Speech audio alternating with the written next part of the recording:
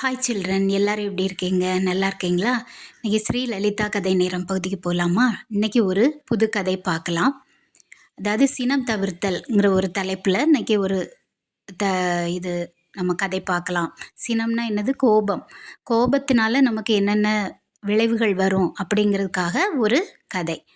சரிங்களா? திருக்குறளில் கூட இருக்கு.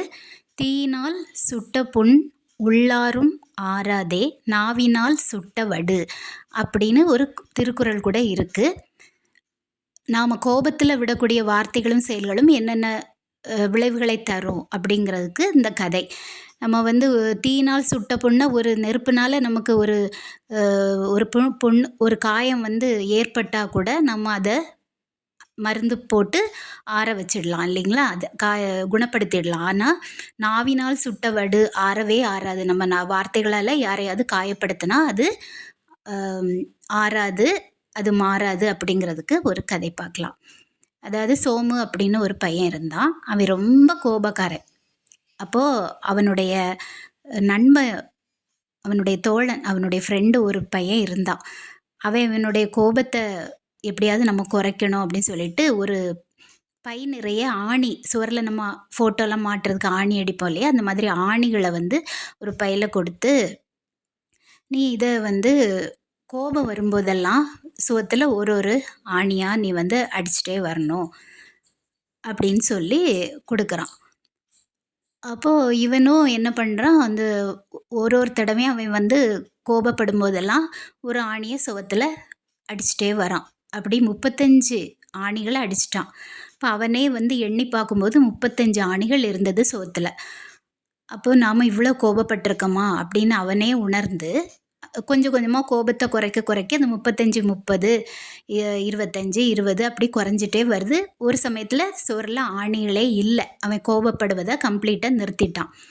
இதை பார்த்து அவனுடைய நண்பன் என்ன பண்ணுனா, இன்னும் அவன் மாறணும், கம்ப்ளீட்டாக இன்னும் திருந்தணும் அப்படின்னு நினச்சிட்டு அவன் என்ன சொல்லுவான், நீ இந்த ஆணிகளையெல்லாம் சுவரில் அடிச்ச இல்லையா, அந்த ஆணிகளையெல்லாம் மறுபடியும் பிடுங்கி எடுத்துடு அப்படின்னு சொல்லுவான். அப்போ அவனும் ஒவ்வொரு ஆணிகளையாக எடுக்கிறான். அந்த இடத்துல துவாரங்கள் நிறைய இருந்தது, அதாவது டேமேஜ் இருந்தது. அப்போது இவன் சொல்கிறான், நீ ஆணி அடிக்கிறதுக்கு முன்னாடி இந்த சுவர் எப்படி இருந்தோ அதை மறுபடியும் உன்னால் கொண்டு வர முடியாது. உன்னுடைய கோபத்தின் விளைவு தான் அந்த சுவரை இப்படி டேமேஜ் பண்ணிடுச்சு அப்படின்னு சொல்கிறான். துவாரங்கள்லாம் நிறைய கீறல் விழுந்து இடிச்சு அப்படின்னு சொல்கிறான். அப்புறம் இவன் என்ன பண்ணுறான், நீ அந்த துவாரங்களையெல்லாம் மறுபடியும் நீ அழிக்க மறுபடியும் நல்ல சுவராக நீ மாற்ற முடியாது. ஏன்னா ஒரு தடவை நீ அதில் வடுக்களை ஏற்படுத்திட்ட அப்படின்னு அவன் சொல்கிறான். அதே மாதிரி தான் நம்முடைய சொற்களும் செயல்களும். நாம் ஒரு சொல்லோ செயலோ கோபத்தில் நம்ம சொன்னாலோ செய்தாலோ அதை மறுபடியும் அதை திரும்ப மாற்ற முடியாது. அதனால் கோபத்தினால வார்த்தைகளை விடக்கூடாது. கோபப்படும்போது அதை கொஞ்சம் யோசித்து நம்ம பேசணும், நம்முடைய செயலை செய்யணும் அப்படின்னு அவனுக்கு புரிய வைக்கிறான். இதனால தான் நம்ம கோபம் வரும்போதெல்லாம் என்ன பண்ணணும், கொஞ்சம் சிந்திச்சு இந்த கோபம் நல்லதா, இது நம்ம இந்த கோபத்தில் சொல்லக்கூடிய வார்த்தைகளும் செயல்களும் பிறருக்கும் நமக்கும் நல்லது செய்யுமா அப்படிங்கிறத யோசித்து பின்விளைவுகளை நம்ம யோசித்து நம்ம கோபப்படணும். படவே கூடாது தான்.